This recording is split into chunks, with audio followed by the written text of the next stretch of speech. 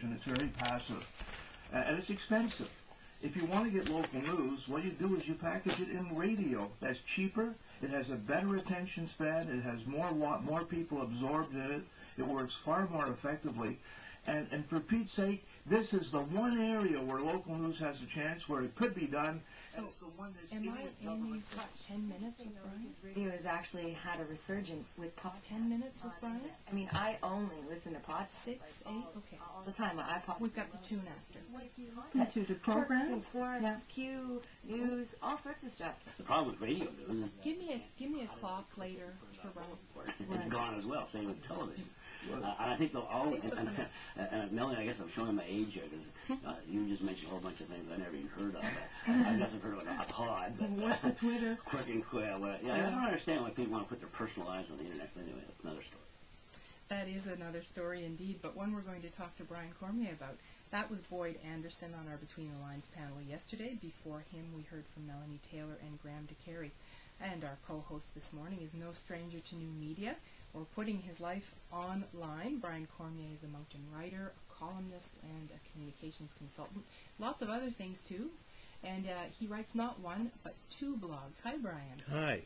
Now, what role do you think blogging and citizen journalism plays in terms of the way we get our news, if we go back to the topic that the Between the Lines people were talking about? Well, it's much more immediate, I think. I mean, I can, there's a few bloggers, and there's one especially in Moncton who puts up, he has a police scanner, and he drives around town. I haven't seen any up lately, but he's on YouTube, and he drives around town taking videos of accidents and different police calls and things like that. And if you want to know what's going on, sometimes you go on and you have to wait till the evening news to see some of this stuff.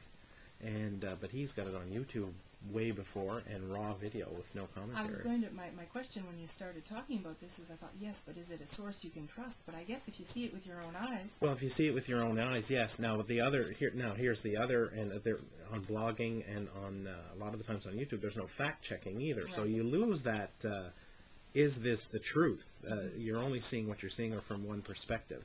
You're not seeing someone who's actually, and I've heard this discussed on various news programs when they're talking about blogging and citizen journalism, where the fact checkers, well, it was actually at the Atlantic Journalism Awards a couple of weeks ago, Céline Galipeau, who is the she's the anchor of the Téléjournal on the Radio Canada in the evenings, kind of the francophone Peter Mansbridge, and she was talking about that, the blogging. That's all wonderful. It's just who's checking the facts. Right. Now, I went to journalism school, so I kind of make sure that I kind of check the facts. I don't put out anything because I've got a day job too.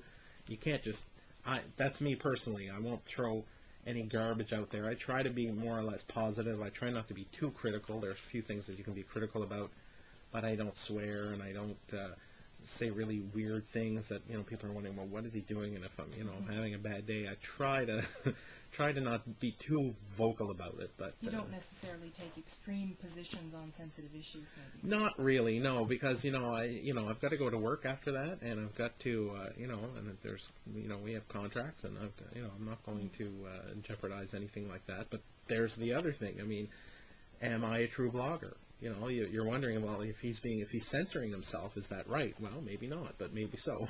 Why don't we talk about blogging a little bit? For people who don't know, what do you blog about? And maybe we should explain what a blog is for people who don't know. Yeah, a blog is basically, I think the word comes from weblog, and it's shortened down into blog. So basically it's kind of like a diary or something like that. You put that online. It's basically a website.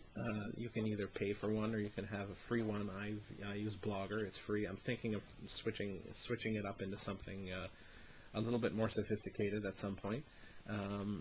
And basically what you do, you can put on your own ideas. You can have different blogs. I've got 2 blogs. There's Brian Cormier's Blogtastic World, which is briancormier.com. That's basically my own blog. I'll write about things that I'm doing. I put my column up there.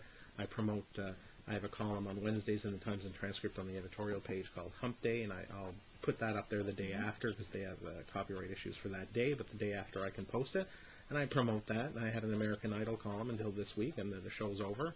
and I would promote that as well. So I promote my own freelancing and what I do on the side, and I put up videos that I like, just music that I like. It's my own little personal part of the web. And the other one? The other one is called lowcarbdude.com. I've been on the low-carb diet for a couple of years. I've lost 110 pounds or so, and it's stable right now, hoping to continue on the other half of the journey that I want to complete. So, so I write about that. I do every Monday I weigh myself, and you can tell by the picture that I put up whether is it good or is it bad. Well, congratulations on that. That's a huge feat. Yeah, well, thank you very much. It's been quite a thing. It's been 2 years. It's not one of these things where, I've gained about 12 back from my lowest, and but I'm not worried about it. I'm not happy about it, but it doesn't freak me out. You know how people have been on diets before, the first time you gain when you're in a diet, that's it. That's over. It's over. And I've done that a million times. And I started writing this blog and got a lot of support, and apparently inspired a couple of people, which blows me away. I mean, you take on it. It becomes a responsibility. Like, I can't mess up. I can't mess up. This person is counting on me. What role do you think that this blogging and the fact that people are looking and watching has had on your success in weight loss in particular? Oh, very much so, yeah. It keeps me on track. Every Monday I've got to post, and I force myself to post every Monday. Am I up? Am I down? I don't talk about what I actually weigh right now, but I talk about the loss or the gain and what I did wrong and what I should keep on. And I also motivate people, and I also motivate myself, and my mantra is no excuses. So there is no excuse. It's like the excuses are over. Like, I can come up with a million excuses, but they're over. Let's get back to blogging and technology. How have you always been interested in new technologies? Yes, very much so. I think I got my first computer at home. Well, we got our first computer. Now, you have to remember. I mean, I'm in my age. I'm in my I'm in my late 20s then. No. But when I started school, when I started work, we had fax machines didn't even exist. So when we got our first fax machine, and this is not that long ago. This is in the mid to late 1980s. So a fax machine was amazing. Like, we were sitting around looking like we were looking at the new creation of God here. And then afterwards we got email and computers and internet, and it really was only about 10 years ago we really started using the internet at work.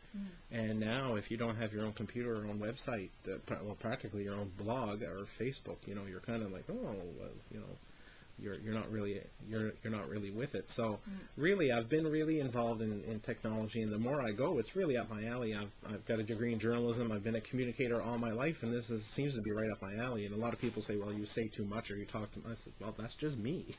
Now, we've sort of come full circle, though, because you were telling me you're now taking a course that's encouraging paper again. Well, yes, I'm taking a course called Effective Personal Productivity, and it's telling me to go a little bit back to paper, not rely so much on technology. Interesting. Yeah, a little bit. Just because on technology sometimes you can't really see your whole day in front of you, and you can't sometimes. When we talk about technology, a lot of people now just have Blackberries. You have a little 2x2 screen, and it's great for some things, but planning your life and having everything in front of you is sometimes not great. And it's sometimes just difficult to erase and things like that. Yeah. Now, I know in preparation for today, for your guest hosting duties, we asked you what music you'd like to hear. What song would you like to hear before we go to the news? Well, which one are we doing? I think we've the got one we Rufus. heard. Rufus first. Yeah. Okay. Well, Rufus Wainwright is basically one of my favorite singers, and I seem to buy a lot of albums, but I don't listen to them and all. And his Poses album is one that I've listened to over and over and over again. It just puts me in a good mood, relaxes me. And I'd like to tell you there's a more scientific reason to this song, but I just like it, and it puts me in a good mood, and it's called Cigarettes and Chocolate Milk by Rufus Wainwright. Let's listen. Great. Yeah, good. Michael was just telling me to wrap up. So Oh, okay. perfect. So when you go like that, that means just... I should have gone like this. Oh, okay. Yeah.